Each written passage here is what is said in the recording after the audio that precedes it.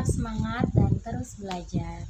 Di sini saya akan mengerjakan tugas di luar kelas hari ke-9, yaitu menjawab pertanyaan. Apa yang dimaksud dengan Bimba Ayoyo Interview? Nah, Bimba Ayoyo Interview ini adalah salah satu kurikulum Bimba di mana menjadi solusi di masa pandemi ini. Jadi semacam Bimba seperti biasa tetapi dilakukan secara online, yaitu berbasis video call ya, bisa pakai video call WhatsApp atau Zoom atau Google Meet gitu. Jadi Bimba tetap menemani kita gitu di saat pandemi dengan melalui Bimba Interview, Bimba Ayoyo Interview. Apa perbedaan Bimba Ayoyo Interview dengan Bimba Ayoyo Tatap Muka? Ya perbedaannya tadi, kalau interview itu berarti online, berbasis online, dan tatap muka berbasis offline. Sebenarnya kurikulumnya pun nggak beda gitu, tetap sama, tetapi hanya yang menjadi perbedaan sebagai solusi di masa pandemi ini agar anak-anak tetap belajar dan tetap bertemu dengan motivator. Berapa lama durasi kegiatan Bimba Ayoyo Interview? Yaitu ada 40 menit, di mana 30 menitnya itu bersama-sama ya. Jadi kan misalnya ada 2 anak gitu.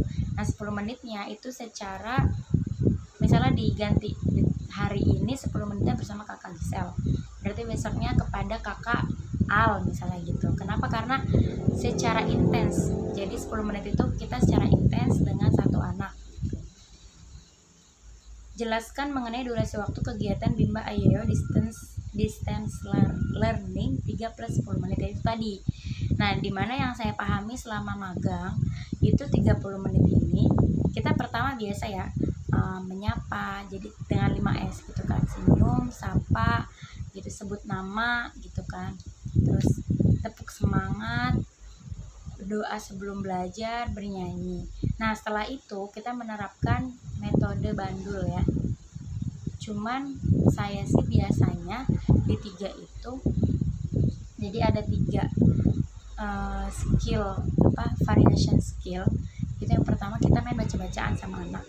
Yang kedua biasanya saya bersama mentor itu tanya sama anaknya, kakak mau buka modul apa dulu gitu. Misalnya kakak pengennya kan beda-beda juga ya modulnya. Jadi misalnya kakak pengennya biasanya misalnya mau main hitung bu gitu, mau berhitung, atau misalnya jadi nanti ada berhitung, ada main baca-bacaan sama menulis gitu. Jadi kita mendiktekan atau dari modulnya sendiri ada, tergantung dia sampai mana pembelajarannya.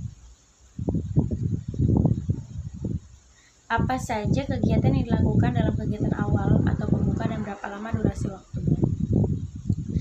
Mungkin kisaran 5 menit ya. Jadi tadi yang senyum, sapa, sebut nama gitu kan, salam, terus sebelum belajar, bernyanyi dulu kayak tepuk semangat gitu, tepuk Bimba misalnya. Nah terus penutupnya juga sama nyanyi lagu Hari Sudah Siang gitu, dan setelah itu penutup gitu 5 menit juga, jadi kurang lebih kisar 10 menit. Apa saja kegiatan yang dilakukan dalam kegiatan inti dan berapa lama durasi waktunya? Berarti 20 menit. Nah di 20 menit ini ya kita bermain baca-bacaan gitu. Nanti kalau misalnya kakaknya sudah jauh diulangin lagi gitu.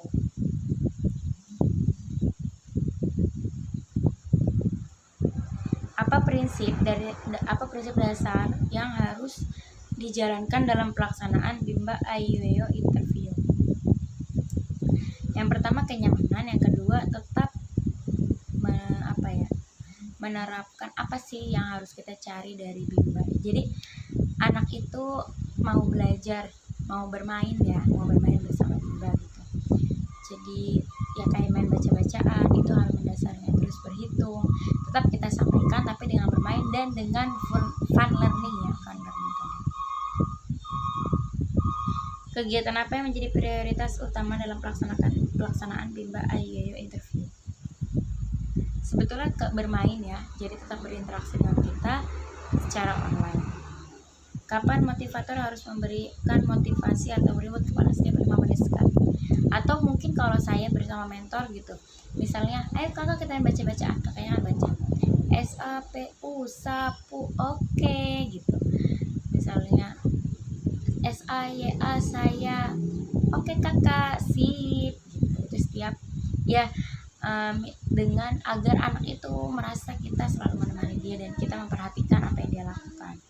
Kapan motivator harus melakukan pengawasan dan pengendalian di dalam kelas dari awal sampai selesai belajar, dari awal sampai selesai pelaksanaan. Apa saja pengawasan dan pengendalian yang dilakukan oleh motivator? Ya, pengawasan dari awal kegiatan pembuka kita harus memastikan nih anak-anak itu dalam keadaan bad mood atau nyaman enggak belajar sama bermain bersama kita. Apa saja? Jadi ada 3 aspek ya yang sebelumnya di video sebelumnya, kayak kognitif, afektif, dan psikomotorik itu tadi. Apa saja evaluasi yang harus dilakukan oleh motivator selama kegiatan bermain sambil belajar? Lebih ke biasanya anak-anak itu kan sulit nyaman ke orang baru ya biasanya. Jadi ketika evaluasinya ya kita mencoba hal di hari ini, di hari esok, kemudian nanti dari sekarang. Tetap semangat dan terus belajar.